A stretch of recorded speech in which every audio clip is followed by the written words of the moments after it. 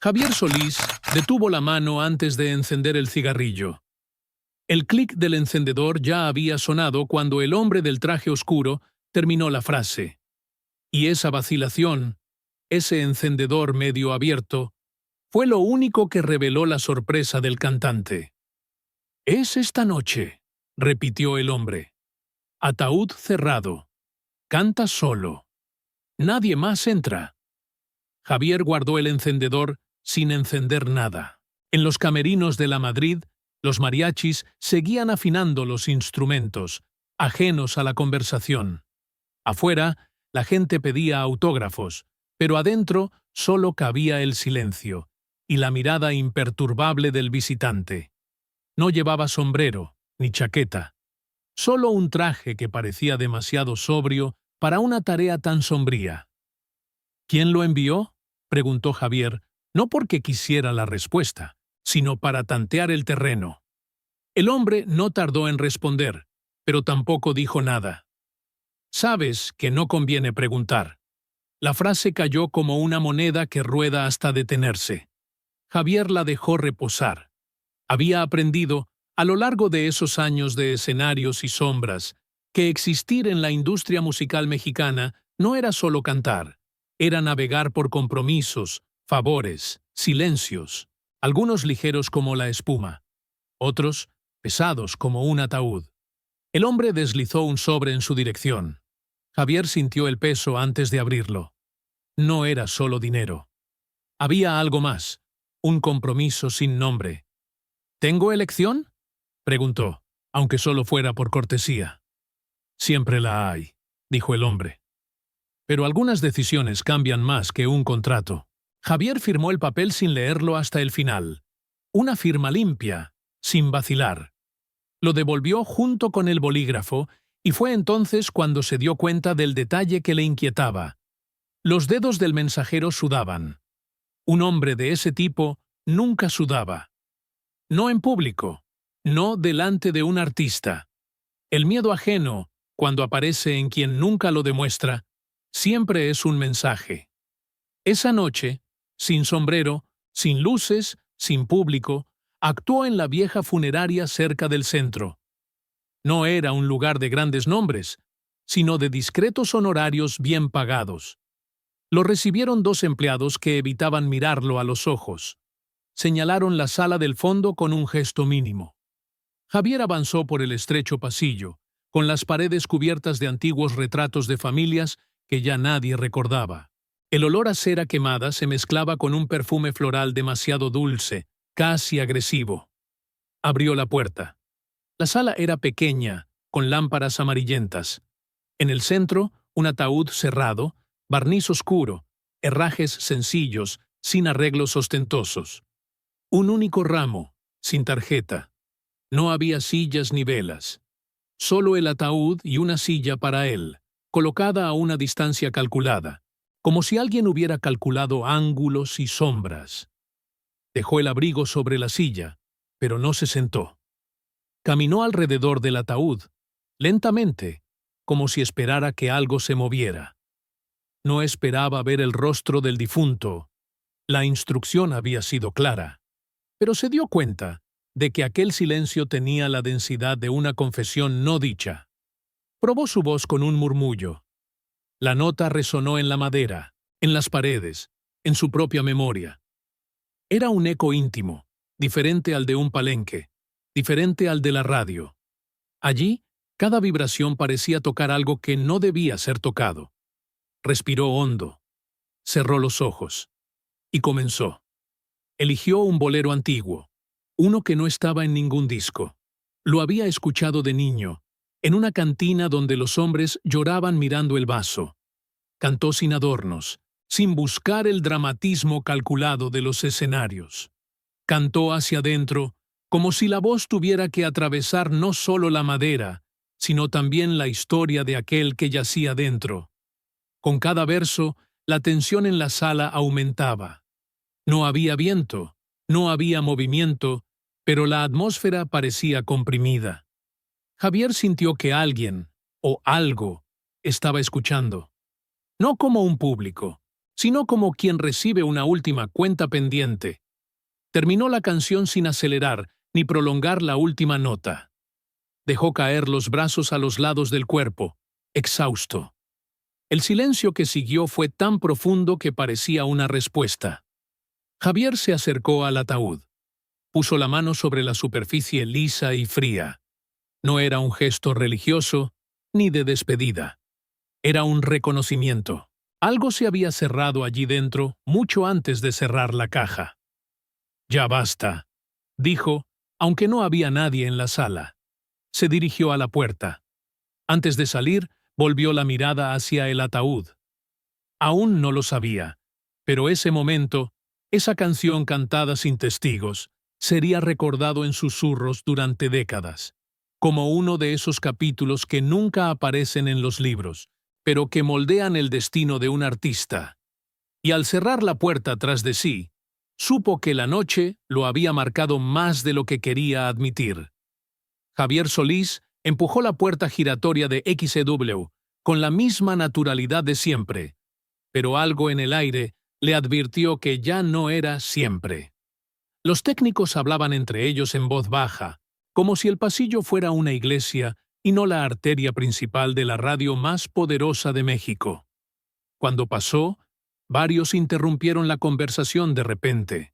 Fingieron revisar cables, mover botones inexistentes, corregir papeles sin importancia. Nada era explícito, pero el silencio recogido de los demás tenía un peso muy similar al de la sala donde había cantado la noche anterior. En la cabina principal, un operador anciano, que siempre saludaba con bromas pesadas, apenas lo miró. Se limitó a decir: «Están buscando por usted». Varios. Javier no preguntó quiénes. Se apoyó en la consola como si esperara instrucciones rutinarias. Pero, bajo la superficie, un hilo helado le bajaba por la nuca hasta el estómago. Sentía que la noche que creía haber dejado atrás caminaba a su lado, muda, pero insistente. Fue en la cafetería de la esquina donde el primer rumor tomó forma. Un joven compositor, tembloroso, dejó escapar una frase como quien lanza una piedra al agua. «Dicen que... el muerto». Ya sabes. No, Javier no lo sabía. No oficialmente. Pero lo intuía. Eran tiempos en los que los nombres importantes no se mencionaban en voz alta. Bastaba un gesto, un apodo, un silencio más largo de lo adecuado. Los padrinos de la industria musical no necesitaban un escenario. Decidían los contratos desde sus oficinas cerradas, favorecían a unos, hundían a otros, movían influencias médicas, legales, políticas, y todos sabían quién era el más influyente de esa generación. Todos, excepto aquellos que fingían ignorarlo para dormir tranquilos. Javier dejó que el rumor muriera. No lo alimentó. Tampoco lo impidió. Cuando llegó al estudio de la discográfica, los rumores eran más fuertes. Las secretarias evitaban pronunciar un apellido. Un promotor lo detuvo para comentarle, en tono de confidencia mal ensayada: «¿Que tú? Fuiste el último en verlo». «Bueno. ¿Verlo? No, ya me entiendes». Javier se detuvo. Respiró lentamente, como quien evalúa si vale la pena responder. El promotor bajó la cabeza. Quizás esperaba una negación altiva, una negación categórica, una broma para disipar la tensión. Pero Javier solo dijo: «No se ve a quien ya ha hecho su trabajo en la vida». Siguió caminando. No era una respuesta clara, pero era definitiva. Esa tarde, mientras revisaban partituras en una pequeña sala, un productor veterano, uno de esos que sabían más de lo que decían y fingían menos de lo que debían, se le acercó con un gesto inusual. «Respeto». «Me han dicho», comenzó, «que fue él quien pidió que fueras tú». Javier levantó los ojos lentamente. No se sorprendió, solo confirmó lo que intuía desde que puso la mano sobre el ataúd. «¿Quién te ha dicho eso?» El productor apretó los labios. «Nadie». Pero cuando hombres como él sienten que se están yendo, Intentan cerrar ciclos con los pocos que no les deben nada. La frase le impactó. Le recordó algo en lo que no había pensado en años. El día en que Javier estuvo a punto de perderlo todo. Fue mucho antes de que se hiciera famoso. Un contrato abusivo, un dueño de cabaret que reclamaba deudas y pretendía quedarse con su nombre artístico. Y una noche, sin explicación alguna, la disputa desapareció. Nadie cobró nada. Nadie insistió. Nadie volvió a mencionar el tema. Solo apareció un médico amable que le proporcionó un examen que Javier no podía pagar y un abogado desconocido que nunca volvió a verlo. Un favor con fecha de caducidad. Un favor que, sin saberlo, había quedado pendiente. Y ahora, el silencio en torno a la discográfica, la radio, las propias calles, parecía recordarle que la cuenta había llegado. No tenía otra opción, dijo Javier, como si hablara consigo mismo. El productor negó con la cabeza. Él tampoco la tuvo. Fue entonces cuando Javier comprendió el significado del ataúd cerrado. No era una cuestión estética, ni de protocolo. Era precaución. Era miedo. Era control absoluto incluso después de la muerte. Ese hombre había acumulado muchos secretos durante muchas décadas como para que alguien revisara su rostro al final. Cuando salió a la calle, la tarde era pesada, cargada. No por el clima. Javier nunca atribuía nada al clima, sino por la sensación de que caminaba entre conversaciones que lo mencionaban sin atreverse a decir su nombre. Un joven reportero lo interceptó. «Maestro, maestro Solís, ¿es cierto que usted...?» Javier levantó la mano antes de que terminara la pregunta. «No repitas lo que no entiendes». El chico retrocedió. Javier siguió su camino. De camino a casa, recordó la sala de la funeraria, el silencio sepulcral, la vieja canción, la mano sobre la madera, y comprendió, con una certeza que no necesitaba confirmación. Sabía para quién había cantado.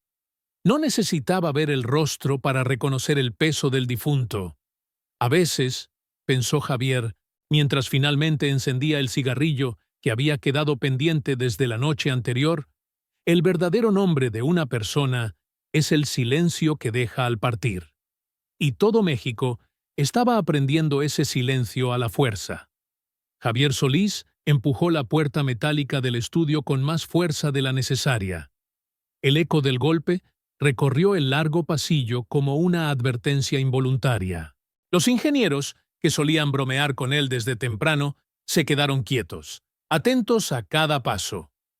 La noticia, que corría en susurros desde el amanecer, había llegado antes que él. Un asistente se acercó rápidamente. «Maestro, el director quiere hablar con usted. Ahora mismo». Javier no respondió.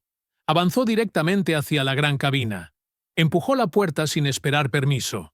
El director de la discográfica estaba allí, apoyado en la consola, con una sonrisa calculada que él conocía bien. No era alegría, era negocio.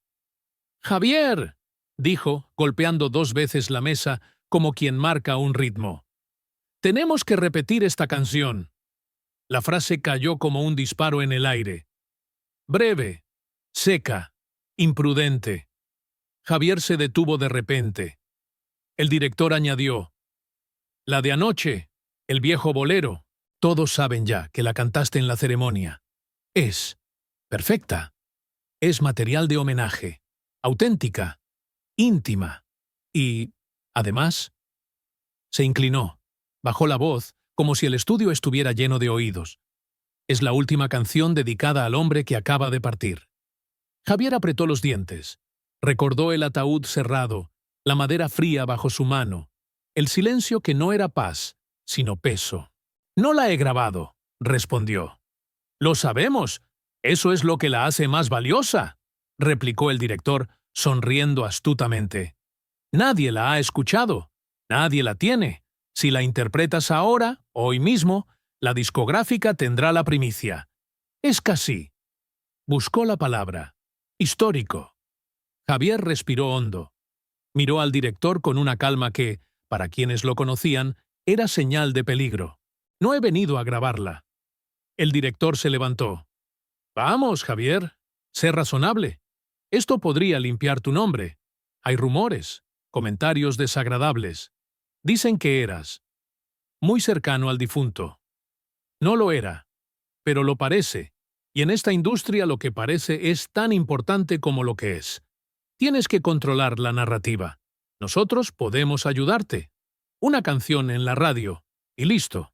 Aparecerás como el artista noble que rinde homenaje. La prensa cambiará de tono. Mañana, los periódicos hablarán de tu voz, no de funerarias. Javier apoyó ambas manos en la consola y se inclinó hacia él. Mi voz no limpia nada, dijo lentamente. Ni la mía ni la de nadie. El director retrocedió un poco. No era de los que se asustaban fácilmente, pero la mirada de Javier tenía algo diferente desde la noche del velatorio. El brillo de alguien que había visto demasiado y volvía a la vida cotidiana casi por obligación. El director insistió. La industria se rige por los gestos, Javier. Y tú necesitas uno. Piénsalo. Esta canción sería un sello, una forma de despedida pública, una forma elegante de cerrar un capítulo que nos conviene cerrar. No, repitió Javier sin levantar la voz. El director abrió los brazos. ¿Es una cuestión personal? Javier dudó un segundo. La respuesta que le vino a la mente no era sencilla. Lo personal y lo político, lo íntimo y lo prohibido. Todo estaba mezclado. Pero dijo la única frase que no entraba en conflicto con su conciencia. Es un asunto que no debe repetirse. Y salió de la cabina. El pasillo estaba desierto. Las luces fluorescentes zumbaban muy fuerte. Javier caminaba con pasos firmes, pero cada metro le traía de vuelta imágenes que no quería recordar. La funeraria, el silencio, la voz resonando como si la madera respirara. Nadie más debía escuchar ese bolero. No por secreto o pudor, sino porque esa interpretación era única. No podía existir una duplicada. No debía pasar por micrófonos, ni por cintas magnéticas, ni por un ingeniero corrigiendo tonos. Era una canción nacida para un único momento irrepetible, un canto entre él y un muerto cuyo nombre no se pronunciaba. Cuando llegó a la pequeña sala donde afinaban las guitarras, encontró a los músicos esperándolo, todos en posición, como si fueran parte de un ritual que desconocían. Uno de ellos se levantó. «Maestro, ¿qué tono vamos a trabajar hoy?» Javier levantó la mano. «Hoy no vamos a grabar boleros». «¿Entonces, rancheras?» «Hoy no vamos a grabar nada». El guitarrista intercambió miradas con los demás. «¿Quieres descansar? Podemos posponerlo». «No», interrumpió Javier. «Hoy solo quiero silencio». Los músicos aceptaron sin discutir. Había algo en su tono de voz que no admitía réplica. Javier se sentó en una silla de respaldo rígido. Miró al suelo. No era exactamente tristeza, ni miedo. Era una especie de dolorosa claridad. La certeza de que algunas canciones, si se sacan de su noche original, si se las obliga a renacer, pierden la verdad que las hace legendarias. A veces, pensó, la música sirve para decir lo que no se puede nombrar. Pero otras veces la música debe callar por respeto. Un asistente apareció en la puerta. «El director insiste en verlo», dijo nervioso. «Dice que la prensa quiere declaraciones». Javier se levantó lentamente. Caminó hacia el asistente, pero no para seguirlo, sino para cerrar la puerta suavemente. «No tengo nada que declarar», dijo. «Y si te preguntan, diles que algunas canciones no pertenecen al público». «¿A quién pertenecen entonces, maestro?», preguntó el joven con ingenua sinceridad. Javier lo miró durante un largo rato. «A los muertos», respondió. El asistente tragó saliva, retrocedió y desapareció en el pasillo sin hacer ruido.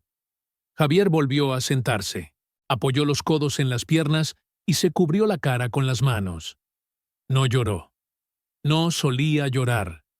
Pero algo vibraba en su pecho, no como una nota musical, sino como una deuda moral que acababa de saldar con la única moneda que poseía: su silencio. Afuera, el estudio seguía con su rutina forzada. Las noticias iban y venían. Los productores discutían. La discográfica calculaba pérdidas y ganancias.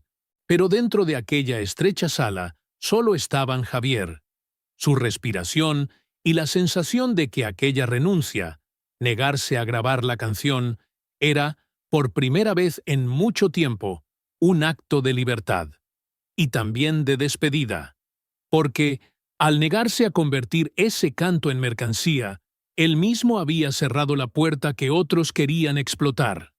La puerta de una verdad que no debía repetirse. Javier Solís llegó al cementerio antes del amanecer. No por invitación. Nadie se habría atrevido a enviarlo, sino por intuición. Había aprendido que los funerales realmente importantes tienen lugar en las horas en que el país duerme, y los periódicos aún no imprimen nada. Las despedidas silenciosas siempre temen a la luz. A lo lejos, entre altos cipreses, vio 3 siluetas. No había coro, ni oraciones, ni coronas que anunciaran linaje. El ataúd ya estaba sobre la tumba abierta, cubierto por una tela oscura que evitaba el reflejo de la escasa luz. Un sacerdote murmuraba palabras mínimas, casi automatizadas. Los presentes, 2 hombres trajeados y una mujer con velo negro, parecían más vigilantes que afligidos. Javier se detuvo a cierta distancia. No avanzó, pero tampoco se escondió. Uno de los hombres lo reconoció. Hizo un gesto casi imperceptible, entre un saludo y una advertencia. Javier respondió inclinando ligeramente la cabeza. El sacerdote terminó. El ataúd descendió lentamente.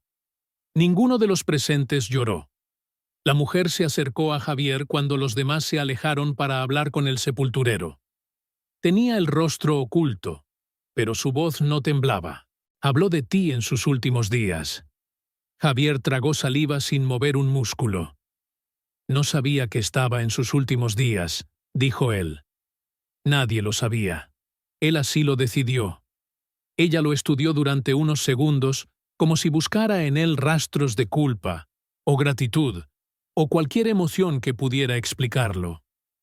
Te pidió que cantaras, añadió, porque dijo que tu voz era la única que no había comprado. Javier sintió un golpe seco en el pecho. No era un cumplido, era una sentencia. Que un hombre con tanto poder dijera eso significaba que, para todos los demás, ella había tenido un precio. ¿Y qué más dijo?, preguntó Javier. La mujer respondió sin dramatismo. Que tú sabrías guardar lo que debe guardarse. Javier bajó la mirada. La mujer se alejó sin despedirse, como si ya hubiera cumplido con su parte. Los hombres de traje oscuro se acercaron a ella. Se dirigieron juntos a un coche negro, discreto, sin matrícula visible. Cuando se quedó solo, Javier se acercó lentamente al borde de la zanja. La tierra fresca desprendía un olor intenso. Observó cómo enterraban el ataúd capa a capa, como si cada pala sellara una historia que nadie volvería a contar. Se quitó el sombrero y apoyó el brazo en la rodilla. No rezó. No habló. Solo dejó que un pensamiento le pasara por la cabeza. Algunos muertos pesan más vivos que otros. La ciudad no tardó en llenarse de rumores. En los bares del centro, los clientes decían que el difunto no era un hombre cualquiera, sino alguien que movía hilos invisibles. En los palenques, los mariachis juraban que Javier había salido pálido de la funeraria. En XEW, los locutores repetían un guión que nadie había escrito, pero que todos obedecían. Ha fallecido un benefactor de la cultura nacional, un hombre discreto. Nunca decían su nombre completo. Nunca explicaban a qué se dedicaba. Era un fantasma que sostenía edificios.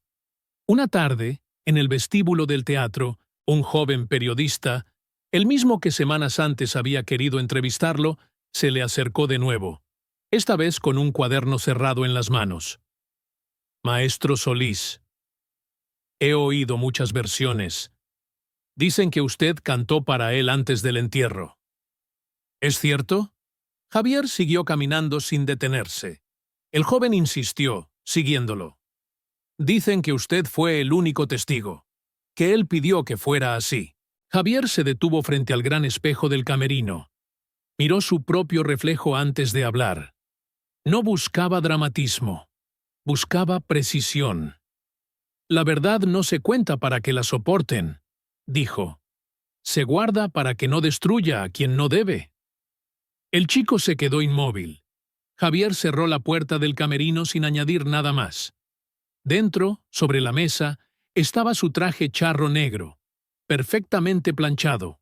Los detalles plateados brillaban como si supieran algo que él prefería no recordar. Se sentó, se ajustó las mangas y se preparó para subir al escenario. Mientras calentaba la voz, un pensamiento volvió a perseguirlo. Esa canción nunca volvería a sonar igual. Si la cantaba en público, aunque fuera con el mismo tono, aunque respetara cada matiz, la esencia cambiaría. Dejaría de pertenecer al muerto para pertenecer a la multitud, y esa traición no podía permitirla. Se abrió el telón. El público aplaudió incluso antes de que cantara la primera nota. Javier tomó el micrófono. «Buenas noches», dijo. «Hoy cantaré para los vivos». La frase provocó risas y aplausos porque nadie entendió su doble sentido. Nadie excepto él. Interpretó rancheras, boleros, incluso una canción jocosa que el público celebró con gritos. En cada canción, su voz sonaba limpia, firme, como si su alma estuviera intacta. Pero, bajo la música, había un hilo de tensión invisible, un cuidado extremo por no acercarse, ni siquiera por accidente, al bolero que había cantado en la funeraria. Cada tono que pudiera recordárselo era instintivamente evitado, como si tocarlo significara profanar un espacio sagrado. Al terminar el concierto, la ovación fue larga. Javier saludó al público, sonrió, dio las gracias. Pero al retirarse detrás del telón, la sonrisa se desvaneció. Se quedó solo en la sombra, con el corazón latiendo con fuerza. No era miedo. Era la conciencia exacta de que el silencio que había elegido no era una renuncia. Era un pacto con un muerto, un pacto con su propia conciencia, un pacto con un país que, aunque no lo confesara, no quería escuchar esa verdad. Avanzó por el estrecho pasillo hasta la salida trasera. Afuera, la noche respiraba en calma. Encendió un cigarrillo, dio una calada profunda, y mientras observaba el humo ascender en espirales, pensó: las canciones pasan, las leyendas permanecen, pero los silencios. Los silencios llevan consigo lo que ningún verso se atreve a decir. Dio media vuelta, caminó hacia la calle iluminada y se perdió entre la gente, como si nada extraordinario hubiera sucedido. Pero aquella noche, como tantas otras que nunca aparecerían en los libros, marcó para siempre la leyenda de Javier Solís, la del hombre que cantó ante un ataúd cerrado y guardó una verdad que México nunca estuvo preparado para escuchar.